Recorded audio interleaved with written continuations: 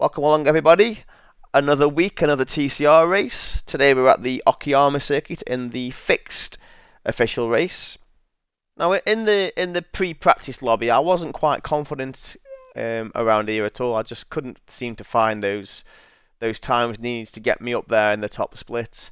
But for whatever reason during qualifying, and I don't know what I did, I just was able to get down a good lap time, which put me second on the grid. But what it also did is it put me in the middle of a very, very competitive pack.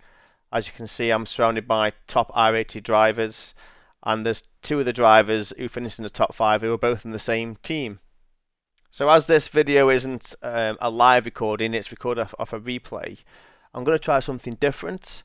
I'm going to try and speak over the actual footage of me in the cockpit and trying to portray the thoughts I was thinking during the race to you guys. I'm not sure how good it'll sound or whether it'll work, but it's something that I haven't tried before, and I just thought it might be a good idea. Thanks again for tuning in. If you like what you see, hit that subscribe button, hit that like button, and I'll definitely try and do some more videos. Thanks again. So I'm just trying to get the clutch out as smooth as I can here and get a good start, because I can see that the guy behind me is in an Audi. He's actually Marcelo's teammate. It's just a case of slipping in behind Marcelo here.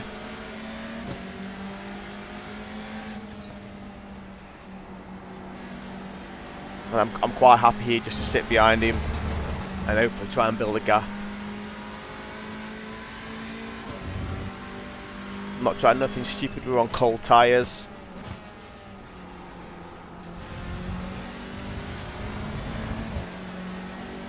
We've already built a gap up of a second here, but even still with a second gap, I don't want to fight this guy. I knew his pace was up there with my own, so I'm quite happy here to sit behind him as long as I can.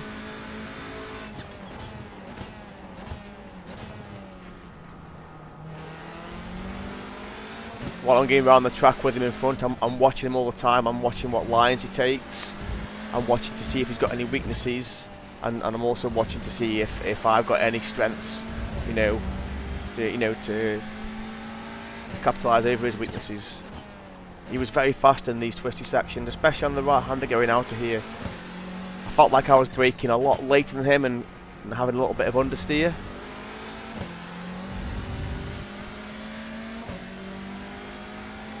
I'm quite happy with the gap that I built up from the guy behind me. So it's just a case of just sitting in this guy's draft now and just being consistent and hopefully trying to apply pressure by being consistent.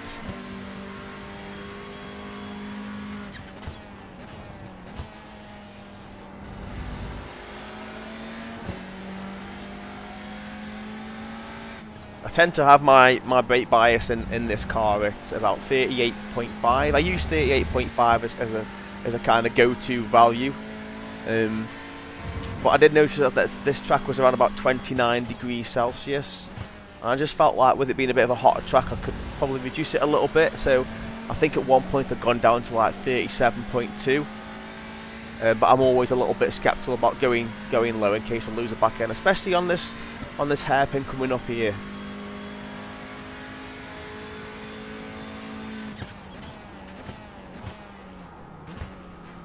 I did notice there, going to that hairpin, that he did seem to drift a little bit wider than I would personally. Now that's not saying that his line is the wrong line, it's just taking a different line to myself, but that was in the back of my mind all the time.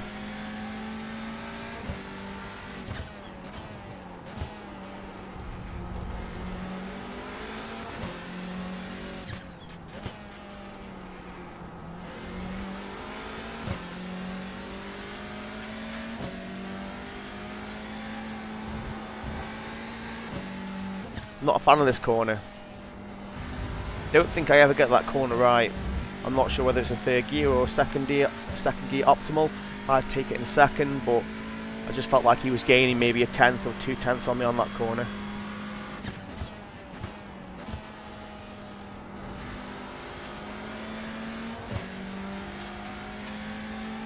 I did think at one point with Marcelo and I can't pronounce the name of the guy behind me. I'm going to say cake.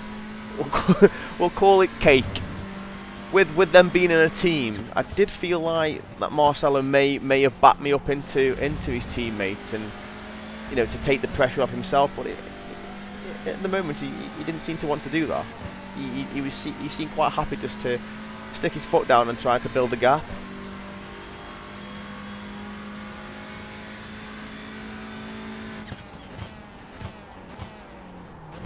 Again, there I just feel like I see the back end of his car just slightly oversteer going into that corner.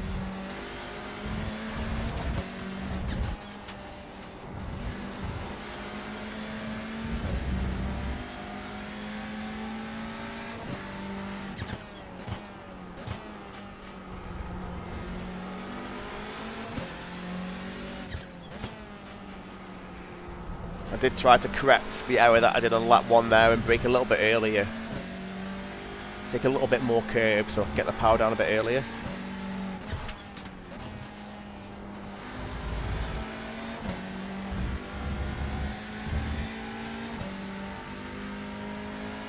Quite happy to stay 0.4, 0.3 behind him. I'm always in draft, so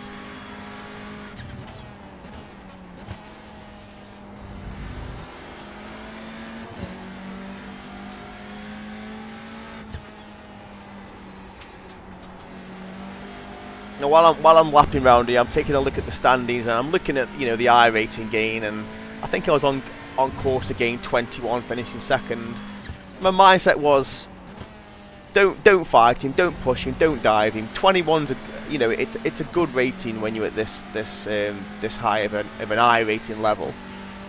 So, you know, I was thinking to myself, if I finish second, it's still good. Even though I'd like to win, I just felt like with us being on pretty equal pace, it's very hard to try and force something unless unless you become stupid or clumsy.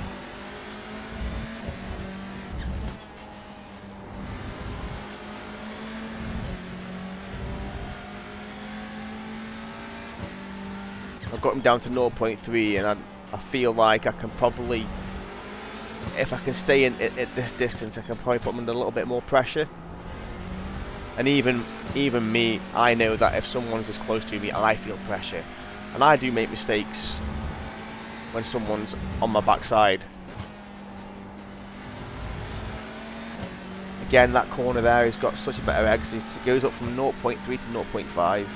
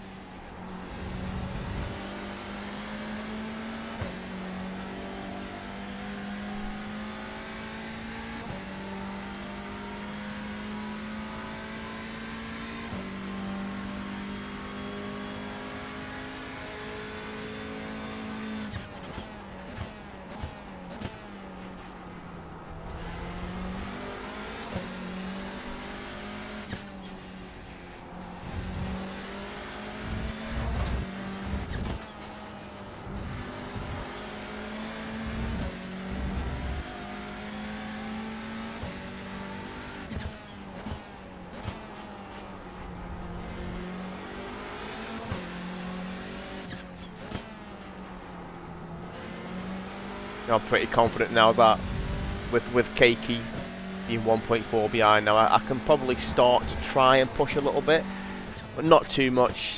I don't want to overdrive the car and you know, force myself into an error.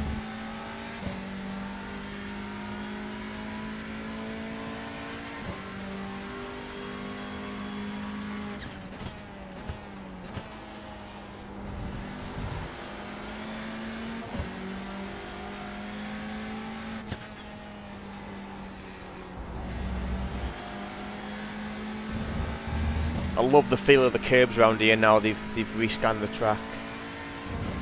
The curbs have got a lot more texture to them, and you can really feel them now on the wheel.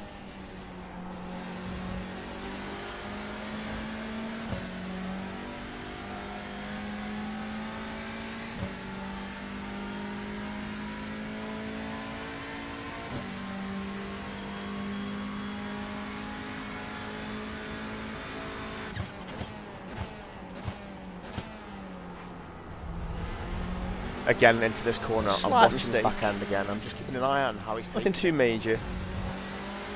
It'll probably cost him a 10th. The more mistakes you make when you're the leading car, the more the pressure builds up.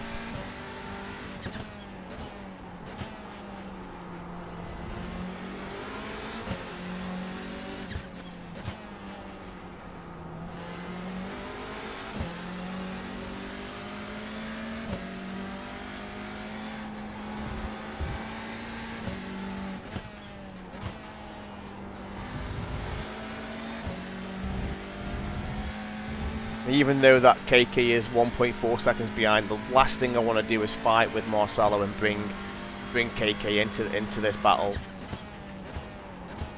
Do not want to be fighting two teammates.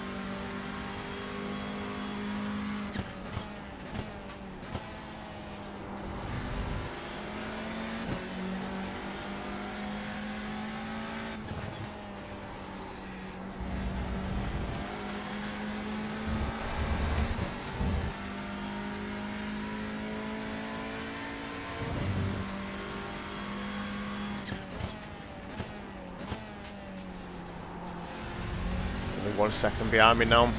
We aren't actually fighting, but KK must have just found some pace.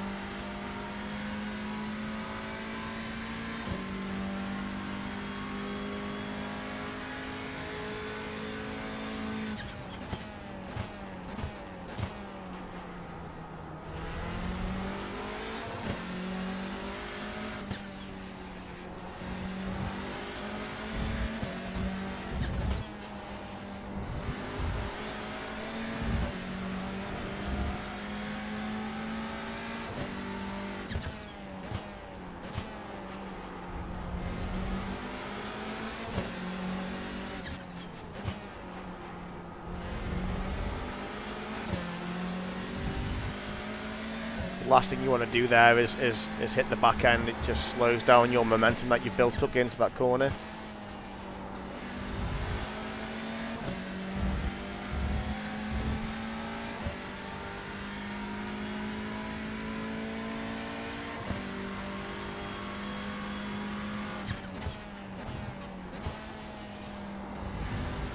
I use the blue cone on the right side. I use as a braking marker on that turn 1. I brake just before it. I used to use the shadow, which isn't a good idea, as we all know shadows move.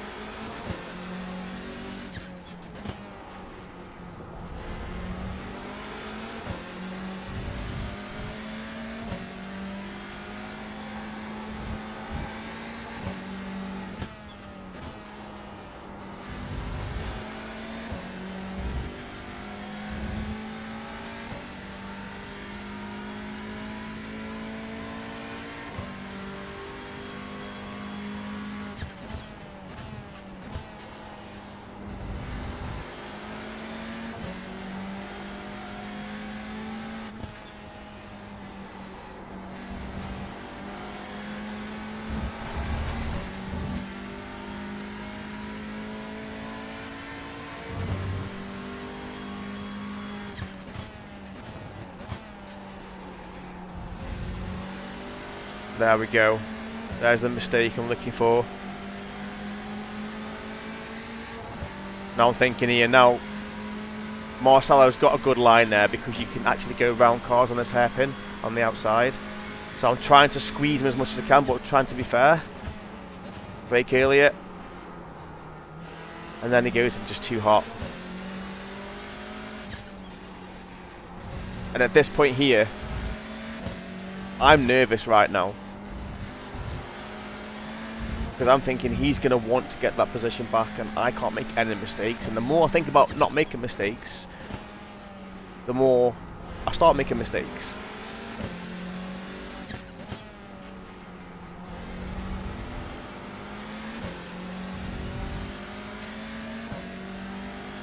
So yeah, it was just about being consistent in this race. I was quite happy to take second, but I just thought keep the pressure on, keep applying the pressure, put the lap times down, stay within that, you know, half a second, and hopefully something could happen. I never expected it to happen, but it did. A very good race. Thanks again, guys. Make sure you hit that subscribe and like, and I'll catch you next time.